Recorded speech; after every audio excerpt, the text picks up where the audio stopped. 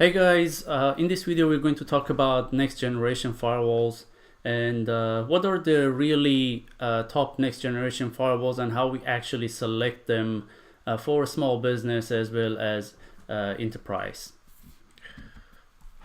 So next generation firewalls are different than traditional firewalls that they were doing just port and network filtering for us. They do other things like URL filtering, IPS, data loss prevention, anomaly detection, a lot more than what we used to get from a traditional firewall. We can get from next generation firewalls, and that's one of the key features that we actually need to compare and understand when we are looking into next generation firewalls.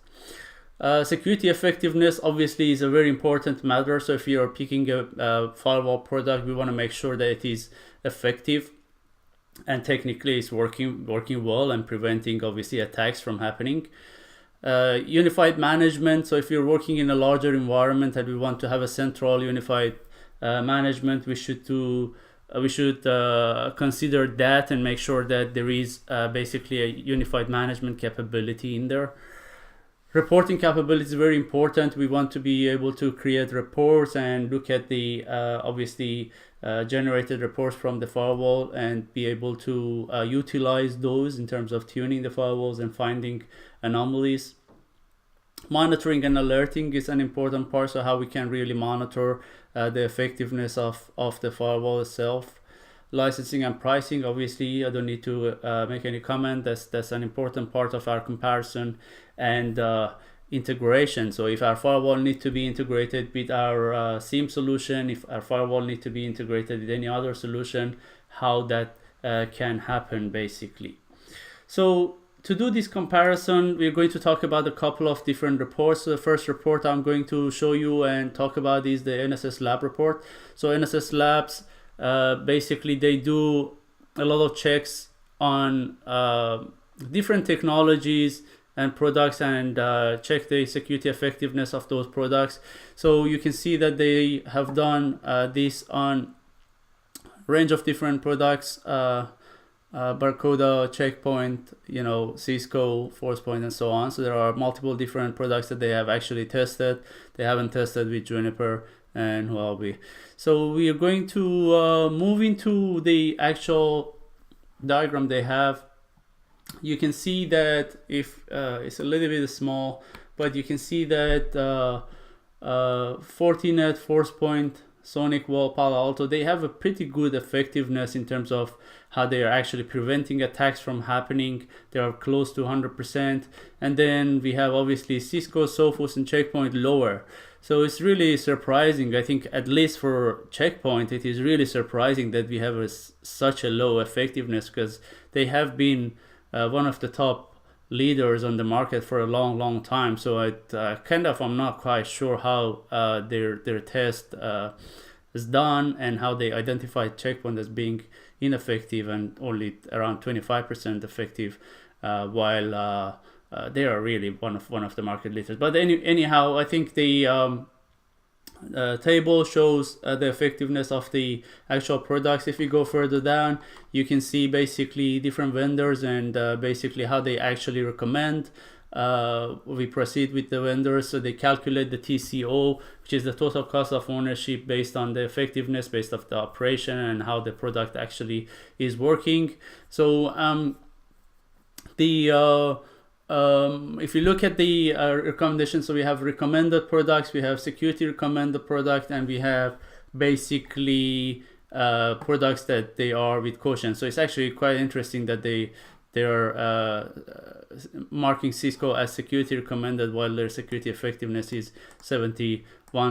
So it's a little bit funny sometimes in these reports what you see. But I guess in terms of effectiveness, so you see that ForcePoint is actually pretty good, leading the market. 99.7% of attacks have been prevented on ForcePoint. We have 99.3 on Fortinet, 98.8 on Sonic Wall, 98.7 on Palo Alto. So you see the effectiveness of the different products and what products are actually recommended from NSS Lab point of view. So this is one report, obviously, you can refer to and look into whether that's useful for you or not, I don't know, I can't comment, but I think this is a useful report to get a high level understanding if you're comparing some products. The second report we're going to talk about is the Magic Quadrant for enterprise network firewalls. So this is a Gartner report that they obviously issue on an annual basis and compare different market products based on obviously individuals and customer feedback. So they it's a long report, so I'm not gonna obviously go through the all report, but the Magic Quadrant table you can see here, 4 different corners: challengers, leaders, visionaries, and niche players. We have Palo Alto, Fortinet, Cisco, and Checkpoint on the leader section. So you see the Checkpoint was kind of rated as ineffective with the NSS Lab, but they are on the top of the leaderboard with Gartner report. So that's another thing obviously to consider and understand.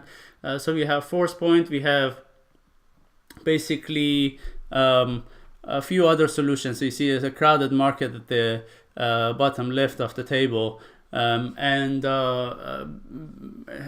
For enterprise products, so Gartner normally report is pretty good when we're looking into an enterprise solution. So this shows that for enterprises, obviously, what products we can look into and why. And if you go further down, they obviously in detail specify what are the really strengths of each product and what are the questions that we need to think about each individual product. So it's a pretty useful product if you get that and look at that. So the final report that I'm going to talk about is not directly relevant to the firewalls, but it is a good report from Forrester. They have a Forrester Wave, which is similar to Gartner Magic Quadrant, and they have this one for Zero Trust Extend. So that's actually pretty good, because a lot of these firewall providers, they are moving towards that kind of a cloud firewall protection and zero trust capability. And being able to protect all the users, mobile users, whether they are internal, external, remote, wherever they are, location independent of their location.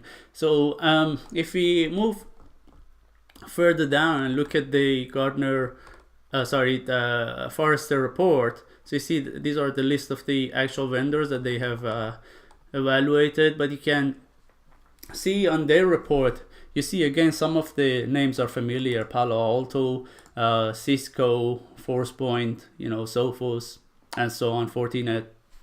So they are basically identifying Palo Alto network as a leader, for example, in that space. The work that they're doing is pretty good. You see Okta, for example, is there, Cisco is there, Akamai is there. So they're all kind of providing similar sort of capabilities as such for to kind of move towards that zero trust architecture.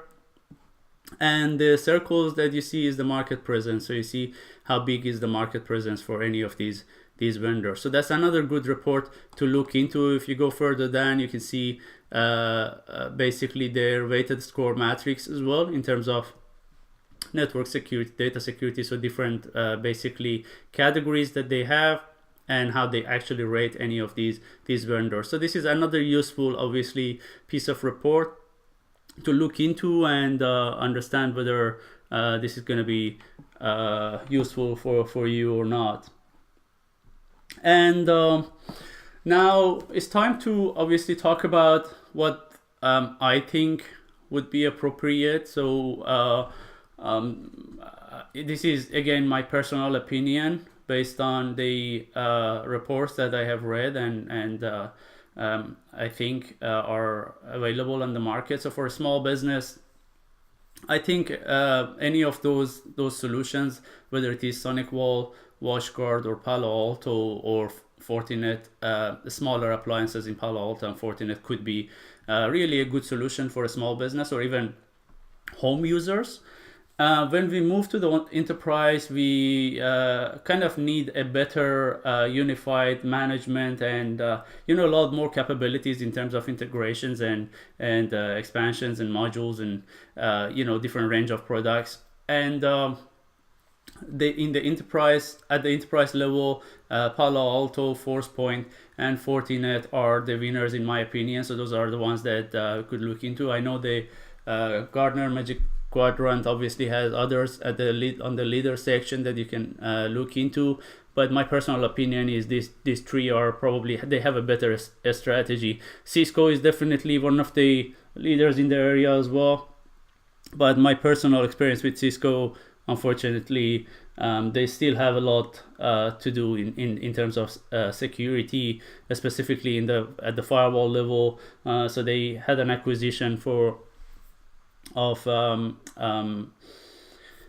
Cisco, the Wi-Fi and stuff. The Cisco firepower and stuff, that they tried to obviously integrate that with the old ASA appliances. It's still work in progress, so obviously once they have that in place, they should be in a better position. But right now, firepower by itself probably is not really comparable with these other products that there are in the market. So again, feel free to look at the reports for yourself and make a decision. These are what I think would be appropriate if you're looking into obviously utilizing a solution in your environment. I hope this has been useful for you, and thank you very much for viewing.